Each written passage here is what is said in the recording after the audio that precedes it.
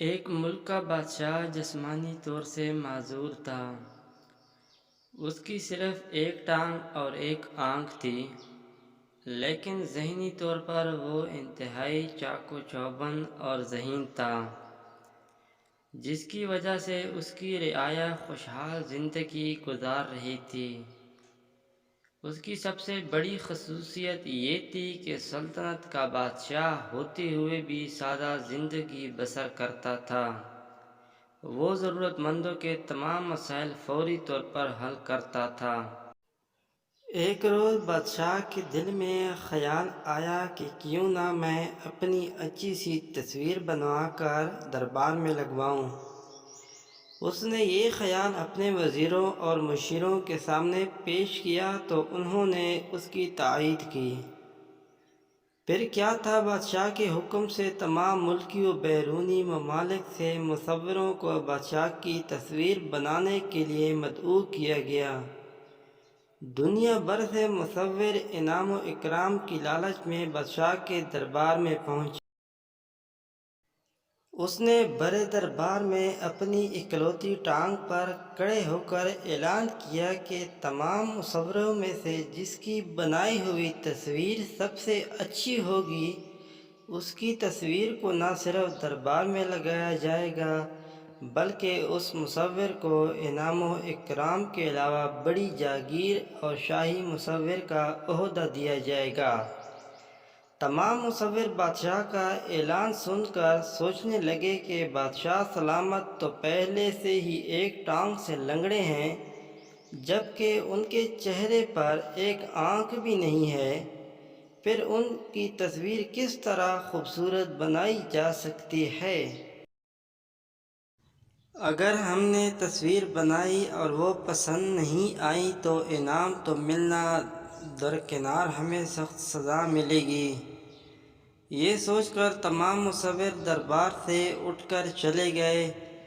صرف ایک مصور رہ گیا جو انتہائی کم عمر تھا۔ وہ اپنی جگہ سے اٹھ کر بادشاہ کے سامنے جا کر کھڑا ہو گیا اور اسے سر سے پیر تک دیکھنے کے بعد مسکرا کر بولا، عالی جاہ، میں آپ کی تصویر بناؤں گا۔ مجھے یقین ہے میری بنائی ہوئی تصویر آپ کو بے حد پسند آئے گی۔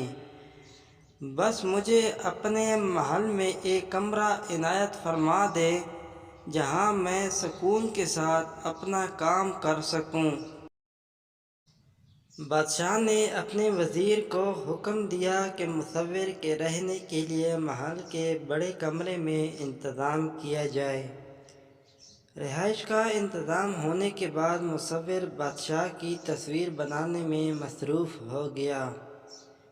دن رات کی محنت سے جب تصویر بن کر تیار ہو گئی تو وہ بادشاہ کے حضور حاضر ہوا اور بتایا کہ حضور والا، آپ کی تصویر تیار ہے۔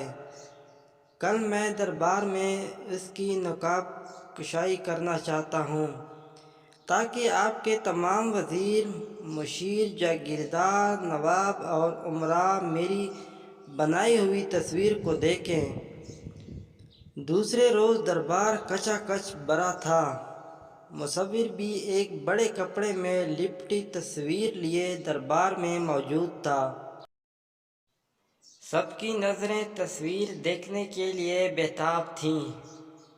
مصور نے بادشاہ سے اجازت طلب کر کے تصویر سے کپڑا ہٹایا تو دربار میں موجود ہر شخص دنگ رہ گیا۔ بادشاہ نے جب اپنی تصویر دیکھی تو وہ خوشی سے جھوم اٹھا۔ اس نے آگے بڑھ کر مصور کو گلے لگا لیا۔ مصور نے دکھایا تھا، بادشاہ ایک پیر موڑ کر زمین پر بیٹھا ہے، دونوں ہاتھوں میں بندوق ہے اور وہ ایک آنکھ بند کر کے سامنے کھڑے شیر کو نشانہ بنا رہا ہے۔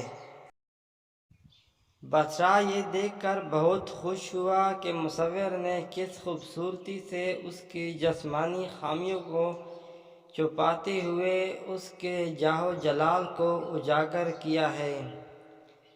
اس نے وعدے کے مطابق مصور کو انعام و اکرام کے علاوہ بڑی جاگیر بھی عطا کی اور اسے شاہی مصور کا عہدہ بھی عطا کیا۔